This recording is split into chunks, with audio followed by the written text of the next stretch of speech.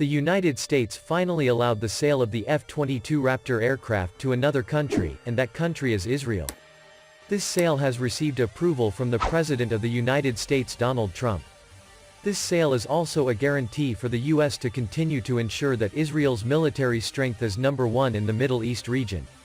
This was revealed in the brief visit of U.S. Defense Minister Mark Esper to Israel to meet with Israeli Defense Minister Benny Gantz, followed by a meeting with Israeli Prime Minister Benjamin Netanyahu on Thursday, October 29, 2020.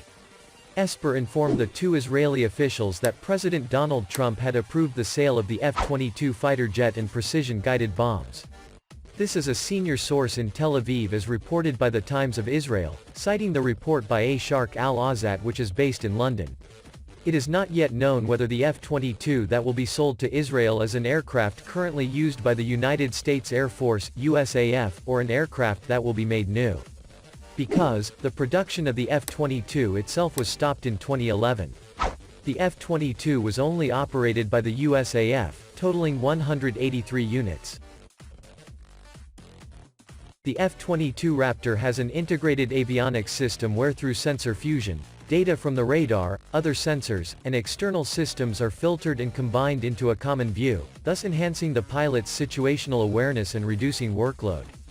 Key systems include Sanders General Electric and ALR-94 Electronic Warfare System, Lockheed Martin and AAR-56 Infrared and Ultraviolet Missile Launch Detector, MLD, Westinghouse, Texas Instruments and APG-77 Active Electronically Scanned Array, AESA, Radar, and TRW Communication, Navigation, Identification, CNI, Suite.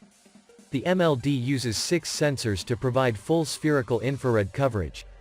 Among the most technically complex equipment on the airplane is the ALR-94 system, a passive radar detector with more than 30 antennas blended into the wings and fuselage for all-round radar warning receiver (RWR) coverage. Its range, 250 plus nmi, exceeds the radars and can cue radar emissions to be confined to a narrow beam, down to 2 degrees by 2 degrees in azimuth and elevation, to increase stealth. Depending on the detected threat, the defensive systems can prompt the pilot to release countermeasures such as flares or chaff.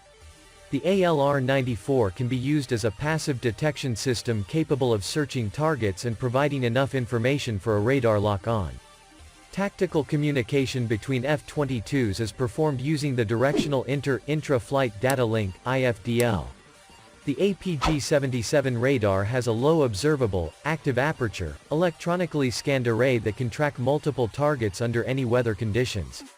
Radar emissions can also be focused to overload enemy sensors as an electronic attack capability.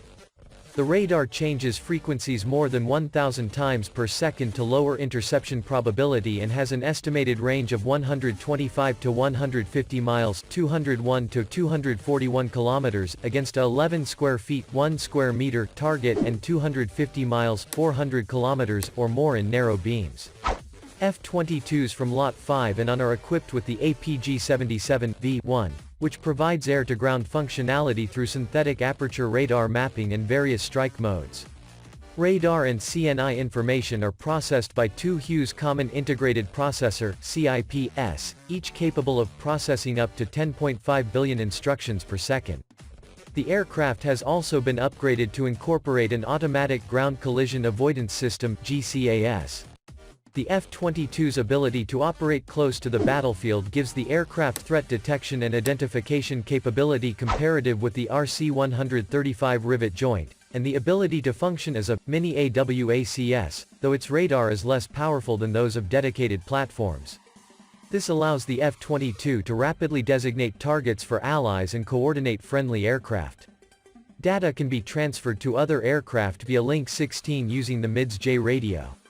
The IEEE 1394B bus developed for the F-22 was derived from the commercial IEEE 1394 Firewire bus system. In 2007, the F-22's radar was tested as a wireless data transceiver, transmitting data at 548 megabits per second and receiving at gigabit speed, far faster than the Link 16 system. The F-22's software has some 1.7 million lines of code, the majority involving processing radar data. Former Secretary of the USAF Michael Wynne blamed the use of the DoD's ADA for cost overruns and delays on many military projects, including the F-22. The integrated nature of the avionics have also made upgrades challenging. Consequently, open system architecture for the aircraft is currently planned in order to facilitate future upgrades.